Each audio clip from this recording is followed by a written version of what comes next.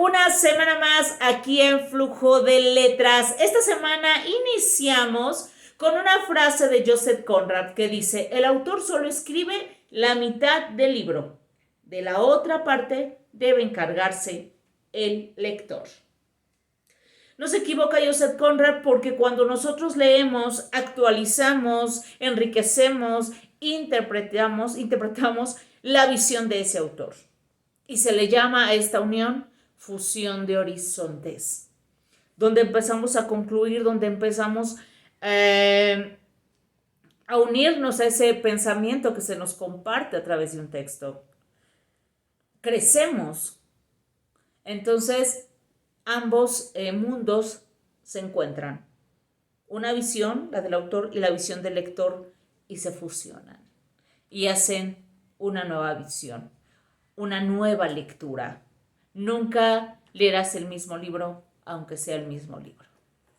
Bien, vayamos con nuestro aparador literario. Esta semana, la pasada te debo un programa. No es porque me haya yo pasado de vacaciones, les hubiera yo compartido por ahí en Instagram a lo mejor el rumbo, pero más bien las vacaciones fueron para mí en el sentido de introspección, de leer, de darme la oportunidad. Había yo pensado, obviamente siempre hay un orden, sí, trabajar y pensando a quién te voy a compartir, pero me detuve porque tengo en el tintero, en este aparador literario, a Pablo Neruda, pero me había detenido en estos cuestionamientos de nuestra naturaleza humana, que de pronto peleamos y luchamos con nuestros propios demonios.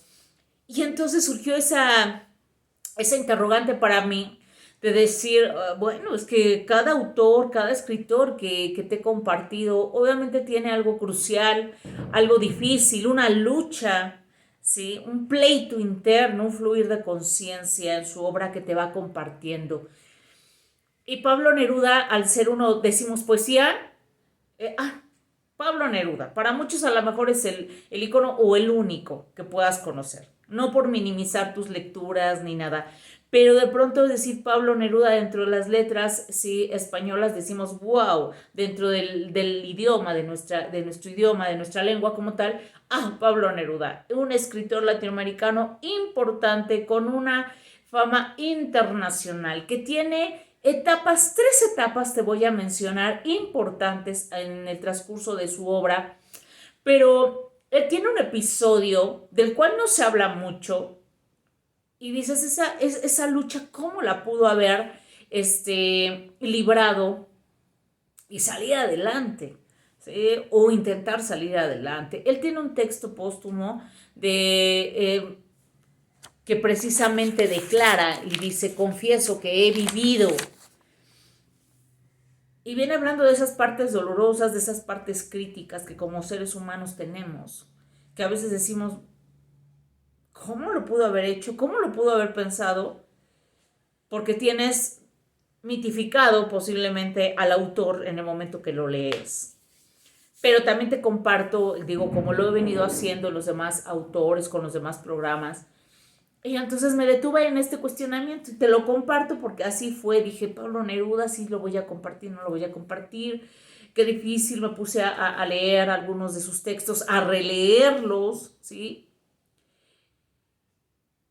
Y ver que es un hombre donde tuvo conflictos entre las temáticas de la muerte, las temáticas de la búsqueda del ser, temáticas surrealistas, donde todo es posible. Y bien, voy a hablar, vamos de lleno, con este autor que más conocido como Pablo Neruda, y realmente su nombre, su seudónimo que lo llega a legalizar hasta 1946. Él se llama Neftalí Ricardo Reyes Basualto.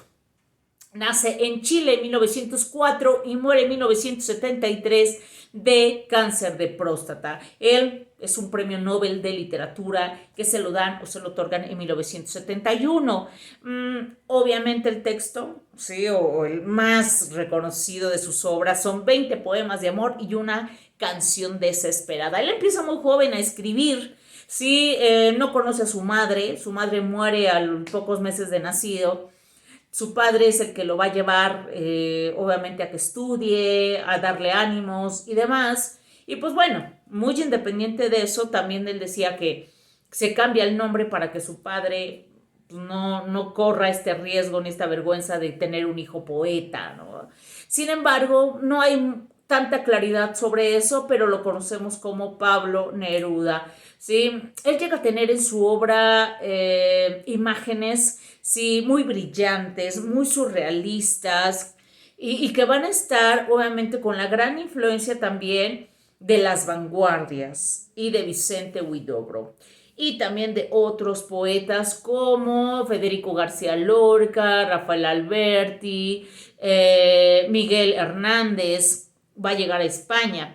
Obvio, él empieza también muy joven, digo, a escribir, y su primer texto es La canción de la fiesta, su primer texto poético. Conoce a Gabriela Mistral, y de ahí él empieza a escribir en periódicos, a publicar. Él llega a trabajar en el periódico Claridad, empieza a publicar, insisto, ciertos textos personales, le dan visión, va creciendo, va madurando, y obvio, se va a dedicar también, al ver, obviamente, que su economía no es tan buena, digo, ya estamos hablando de un Pablo Neruda reconocido, y va a tener que llegarle un poquito a la carrera de cónsul y de político, y por lo tanto esto le permite ir a Europa y llegar a España y apoyar hasta cierto punto a la Guerra Civil Española, que es el preámbulo para la Segunda Guerra Mundial. Entonces tenemos la primera etapa de Pablo Neruda, que es esa etapa juvenil, esa etapa pues brillante en inicios, ¿sí? De influencias.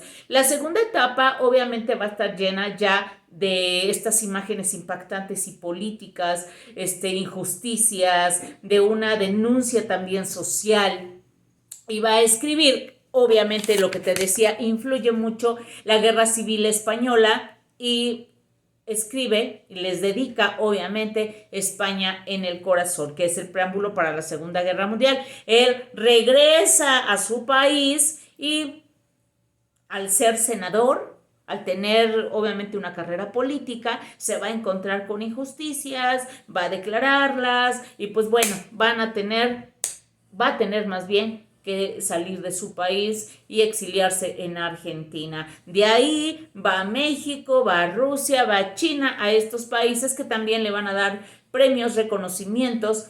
Sin embargo, esta tercera parte, ¿sí? Le permite, ¿sí? Una maduración en su trabajo. Ya no solamente las influencias, las vanguardias, sino una poesía mucho más brillante, madura, de un gran recorrido, de cosas dolorosas, de cosas muy personales, pero sin dejar obviamente el ánimo, la brillantez, el amor, los ideales que se tienen como ser humano, ese fluir que tenía Pablo Neruda al plasmar sus textos hilarantes, sensibles, y muy bien logrados en las cuestiones humanas, ¿sí? Del hombre en busca de un sentido. Y bien, te debo de mencionar que él en estas tres etapas también tiene tres mujeres que lo acompañan. En la primera va a ser neerlandesa, que la podemos citar como Maruca. Ella Con ella va a tener una hija llamada Malva Marina. Aquí viene esa parte, ese episodio del cual no se habla tanto de Pablo Neruda. Malva Marina sufre de hidrocefalia, no la reconoce. Malva Marina, muere precisamente en la persecución de los nazis en Europa, y Pablo Neruda jamás la va a reconocer. Llegaba a tener ciertos comentarios fuertes, agresivos, de no reconocer a esa hija con este gran problema y de dejar también a la esposa. Más adelante se casa, tiene una segunda esposa que es Delia del Carril, y la tercera, Matilde Urrutia, con la cual va a vivir hasta sus últimos días, hasta regresar a Chile ya muy mal, ¿sí? Muy enfermo, y también de saber que se ha derrotado a Allende, y el golpe de estado lo ha dado Pinochet. Entonces llega a su país, y muere en 1973. Y Matilde Urrutia es quien lo acompaña hasta sus últimos días. Y realmente estas tres etapas están muy marcadas en su obra poética. Es un poeta muy independiente de la fama, que tiene varias facetas, e influencias, precisamente de periodos literarios, que lo hacen, obviamente, lograr y que se distinga y que no se quede en una sola, diría yo, poesía muy específica, muy, ¿cómo te compartiré el término? Muy decir, Pablo Neruda totalmente romántico, ejemplo, no, sino tiene varios matices, es una gama de matices, de posibilidades poéticas. Y te voy a compartir un texto poético de Pablo Neruda, que obviamente tiene infinidad de ellos. Podríamos decir el soneto 22, mencionarlo. ¿Cuántas veces, amor, te amé sin verte y tal vez sin recuerdo, sin reconocer tu mirada, sin mirarte, centaura, en regiones contrarias, en un mediodía quemante? Era solo el aroma de los cereales que amo.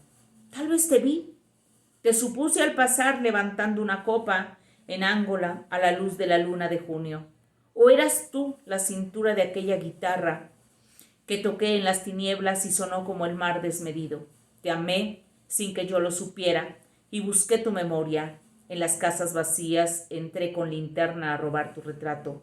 Pero yo ya sabía cómo era. De pronto, mientras ibas conmigo, te toqué y se detuvo mi vida. Frente a mis ojos estabas, reinándome y reinas. Como hoguera en los bosques, el fuego es tu reino. Ahí está algo de Pablo Neruda. Pero ¿qué te voy a dejar en la colación literaria esta semana? En la colación literaria te tengo la novedad, no de compartirte otro poeta, sino algo sobre la vida de Pablo Neruda. La primera, y en este caso son películas basadas en la vida de Pablo Neruda. La primera se llama Neruda, de Pablo Larraín. ¿Sí? La segunda película es El cartero. La primera es Neruda en los años 40 en Chile. Sí, cómo se le persigue, cómo anda en esta situación política y demás. Y El cartero, obviamente, es una visión donde Pablo Neruda tiene una amistad con un cartero y a través de ello nos vamos enterando de la creación de sus textos, de sus relaciones amorosas, de su visión de vida. Sí, también conocida y que fue muy criticada, Il Postino. Así es que tienes dos recomendaciones fílmicas y la poesía de Pablo Neruda. Amor, paz y salud. Nos vemos la próxima semana. Continuamos, dale like por favor a este video. Si no te has suscrito, hazle clic a la campanita. También me puedes seguir en redes sociales, en Instagram como María del Rayo o en Facebook como Rayo Vega. Escribirme tus comentarios en el correo de lovecraft31@hotmail.com. Nos vemos, cuídate muchísimo. Hasta la vista.